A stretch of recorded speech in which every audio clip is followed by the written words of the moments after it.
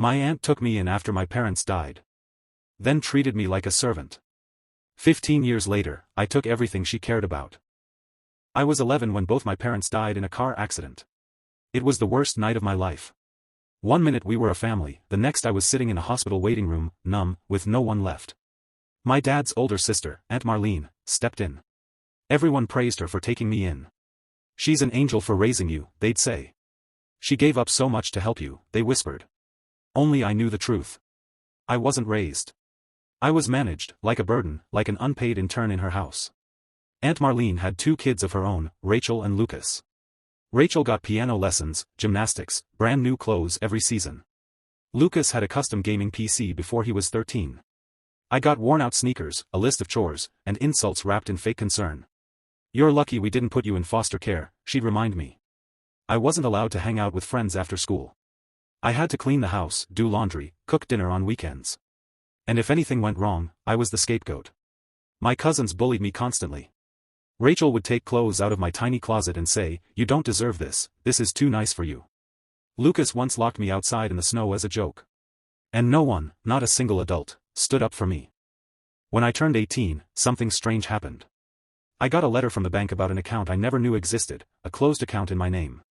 It was the life insurance money my parents had left behind, about $20,000. Except, it was gone. Turns out, Aunt Marlene had withdrawn it years earlier. "To help cover your expenses," she said when I confronted her. She even had the nerve to say, "I spent more than that on feeding and housing you. Don't act like you're owed something." That was the day I walked out of her house with a duffel bag and $73 in my pocket. She thought I was broken. But I was finally freed. I worked 2 jobs, one at a gas station, one cleaning offices at night. I rented a basement room and lived on ramen and black coffee. But I also applied for scholarships, took online business courses, and freelanced wherever I could. Every moment I wasn't working, I was learning. And every time I felt like giving up, I remembered her words. "You don't deserve anything." By the time I was 24, I had a degree in finance, a solid portfolio, and a reputation as a quiet but relentless problem solver. At 28, I started my own small consulting firm, helping small businesses fix their books and grow. It was slow at first, but by 31, I was making 6 figures and had 5 employees under me. I never forgot what she took from me. And then one day, her name popped up on a client list. A small retail company in the town where I grew up had hired my firm to help them with their finances. Guess who was handling their HR and payroll? Rachel. My cousin. The same girl who once made me clean her room like a maid, who stole from my wallet in high school, and laughed when I cried. And now, she was working under someone else for $42,000 a year and living in her mom's house again after a bad breakup. I didn't say anything. I didn't confront her. I just quietly audited everything. And I found a goldmine. Rachel had been skimming money from the payroll, nothing huge, just enough to fly under the radar. A few hundred here, 1,000 there. She didn't know the systems well enough to cover her tracks. I documented everything. I told the client. She was fired within 48 hours. A few weeks later, Lucas, my other cousin, emailed my company asking if we were hiring. He didn't recognize my name. I called him for an interview. I made him pitch himself for 20 minutes. Then I asked, "Do you remember the time you locked me out in the snow?" Dead silence. I hung up. But I wasn't done yet. I hired a private investigator to look into Aunt Marlene's finances.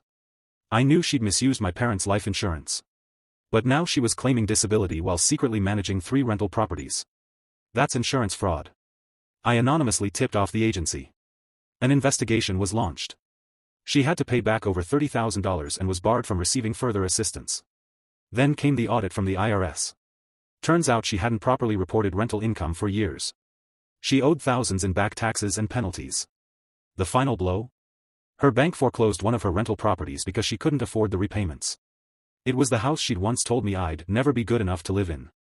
I drove back to my hometown last winter. For the first time in nearly 15 years. I parked across the street from Aunt Marlene's crumbling house. The lawn was overgrown. One of the windows was cracked. A broken family sat inside, Rachel unemployed, Lucas struggling with addiction, Marlene bitter and angry at a world that no longer bent to her will. She saw me from the window. I didn't wave. I didn't smile. I just looked at her. She raised me to believe I was nothing. That I'd never survive without her.